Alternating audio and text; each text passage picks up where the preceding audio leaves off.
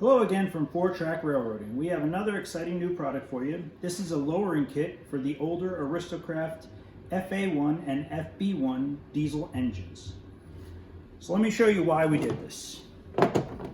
On the later runs of the Aristocraft engines, they removed this protrusion and made an indent into the chassis, which lowered the motor block and the engine down 290 thousandths, 0.29 inches. So what we did is we created a kit, which you can see here, which installs after doing some cutting on the chassis and will remount your motor block, lowering the engine down 290 thousandths. Let's get started and disassemble our engines. So for the FA unit, we need to remove these two screws in the front by the nose. There's another screw down here underneath the front truck. There are two screws, one here and one here. I know they're a little hard to see, in the back, and that's on both sides. And then there's two screws in the back that we need to remove to separate the body from the chassis. For the B units, it's very similar. You have two screws up here in the front, another screw down the side, two more by the rear truck, and then the two in the rear. Again, there's three screws down each side, two in the front, two in the rear. Once you remove that, then you can pull the chassis and the shell apart. Now that we remove the body, you can see that there's a steel plate here with three screws and nuts securing the plate in. The next step is to remove this plate. If you have a wrench, it's easy to unscrew them. If they're thread locked in, there is the screw heads underneath the chassis that you would need to get to with a Phillips head screwdriver. I've loosened these already to make it easy for me for the video. So we're going to remove these three nuts, and we're going to set those aside for later use, and we can pull the screws out from underneath. You can see the screw in the nut there, just so you can see. I'm going to remove the other two.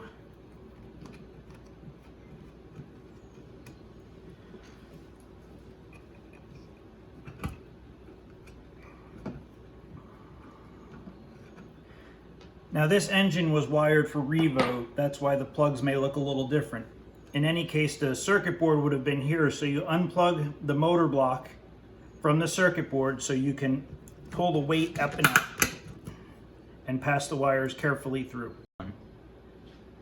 Now that the weight's off and out of the way, we can disconnect the truck from the chassis. By removing these two screws, which you need to set aside and keep for later use.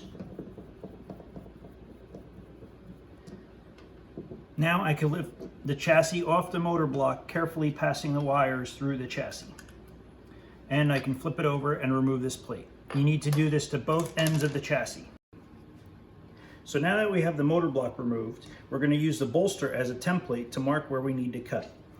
If you can see here, the holes for the weight are here and here. So you could use those to align it up, and you could also use the holes where the motor block was sitting. And you could just kind of line that up as a guide. So I'm just going to make a quick little mark on either side. I'm using a silver Sharpie just so it's more visible. And I'm going to remove the template. So now you can see I have two silver marks. I'm going to take a square and make a line, and take the square and make a line.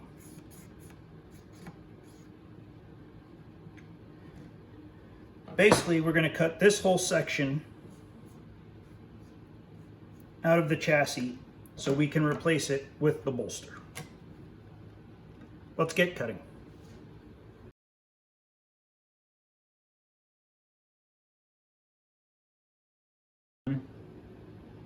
So now we have the chassis here with the opening cut out.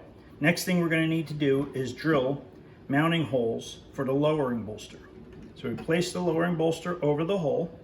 If you notice, I cut on the insides of my lines. There's my original mark and there's my original line.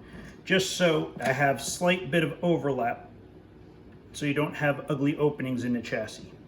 So now that that's aligned, I'm going to hold the chassis here, and I'm going to drill 4 holes into the chassis. Now I've made my marks, and I can complete my holes.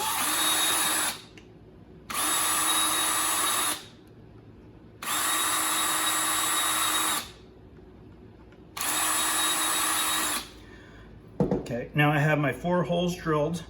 So the next thing we're going to do is grab our hardware and start assembly. So now that we have the hole drilled out, we're going to take the supplied hardware and start reassembly. Pass the screw through and install a nut. 4 screws, 4 nuts.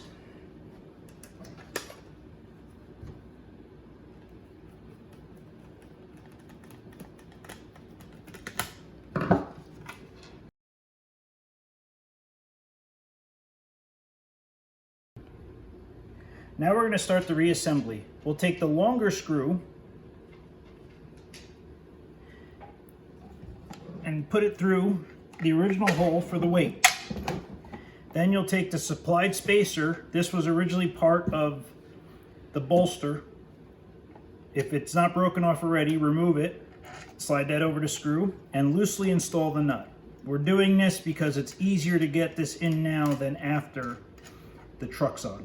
So we're just holding that in place. Next, we'll take our truck, again passing the wires through,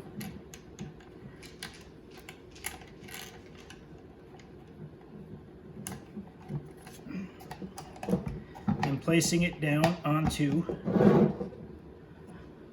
the chassis. And then we're going to reinstall the plate and the screws that we took off when we disassembled.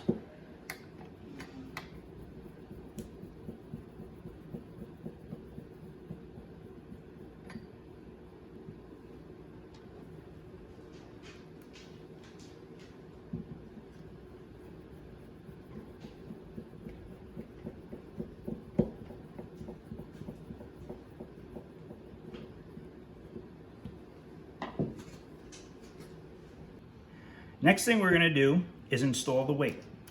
First, we're going to remove this nut we installed previously. This was just to hold the screw in place because it's directly over the motor block. Pass the motor wires and pickup wires through the hole in the motor in the weight,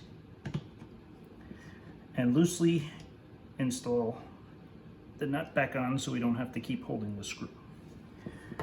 Next, we're going to use 2 of the original screws for the weight, and we're going to thread them directly into the plastic of the new lowering bolster.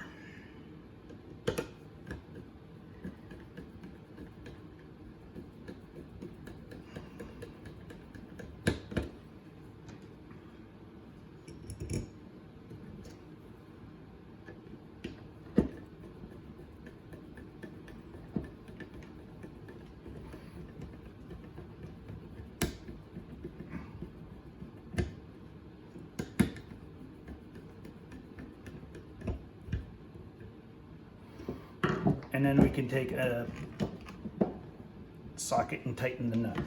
So now we're going to repeat this process to the other end, taking the other motor block and installing it onto the other end, and doing the same thing with the weight. So here you can see the finished product. We have the lowered Aristocraft FA frame on the right and the stock FA frame on the left. You can see the difference in the height here, which is about 3/8 of an inch, a little bit over 3/8 of an inch. And you can see that the gap is closed up between the frame and the truck, which is the look you're trying to achieve.